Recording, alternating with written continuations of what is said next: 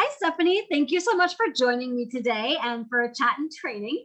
Tell me a little bit about what got you into training and what your background is. I think like many other trainers, right? We have that dog that really got us going. And I did. I had a dog back when I was a, kid, and he was a challenge. Went to a trainer. A trainer gave as much advice as they could. I wasn't really too excited about the way that they were training. I was a little bit disappointed in how they were wanting me to use chains and water bottles and all these things. And so it really helped me get into how to train better for my dog. And then I started to actually really love it and enjoy it. And I had a love for animals already, and I was dead set that this is what I want to do.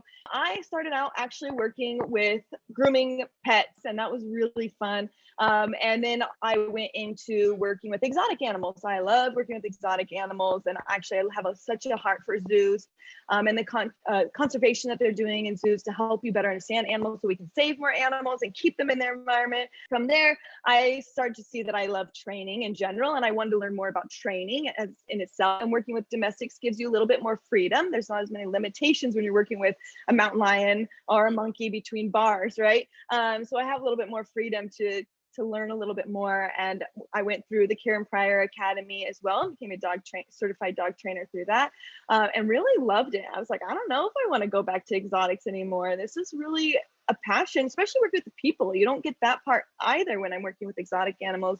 But since my favorite part is inspiring pet owners, pet guardians to work with their animals and to learn more, this has been the great avenue to really serve my passions with working with animals and in training. So that's kind of how I got my start. It kind of went all a little around the place.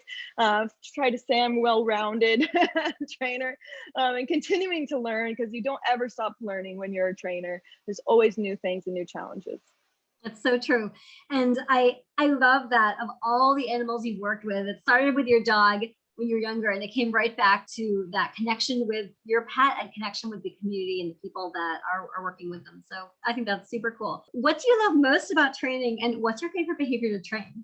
I really love inspiring people through my training, and that's kind of my biggest piece, which is why I like to do the junior training as well. The junior training classes help inspire kids to want to be trainers one day, or at least to better understand pets.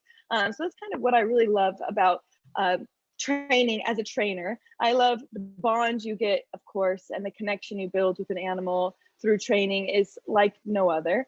Trying to be able to understand each other is key when you're having any type of relationship with really anybody, but having good communication and trust and all that amazing stuff you can earn through training, which is what I love.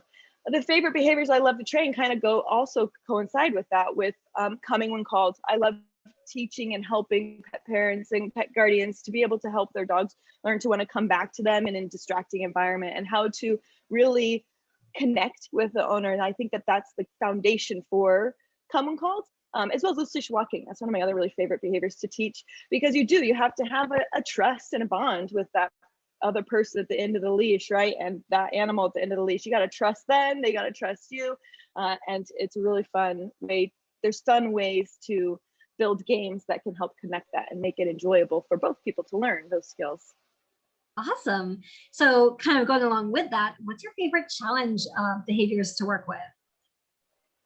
Probably it would be the come when called is a big one that I like to work with, when people are coming to me and saying, my dog just won't come to me. My dog just won't listen when I'm telling him to come. Because a lot of times owners are surprised when I say, well, we're not really going to do any asking our dog to come to us. We're going to do all these games that build a relationship and build strength and trust with each other.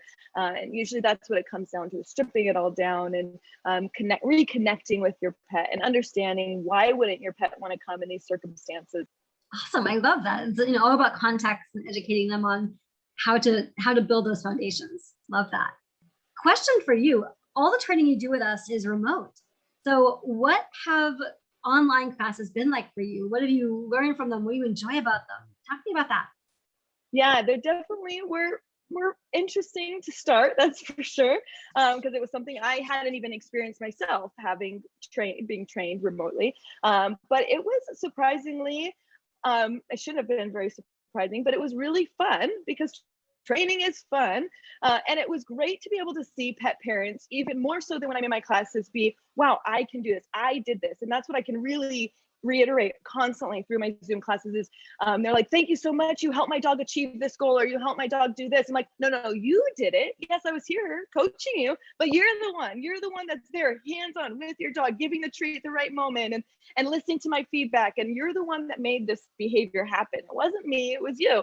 And I think that's probably the best part of doing the virtual is really empowering the owners and pet guardians to feel like, hey, I did do this, and what more can I do with our dogs? And I oftentimes hear that from a lot of my clients in my class, especially my loose leash walking class. They're like, I'm excited to keep going and keep doing more with my dog, and finding new ways to inspire my dog to trust me while we're out on a walk, or when I'm asking to come from the dog park. And that's what's been really great with doing it virtually and doing it through Zoom.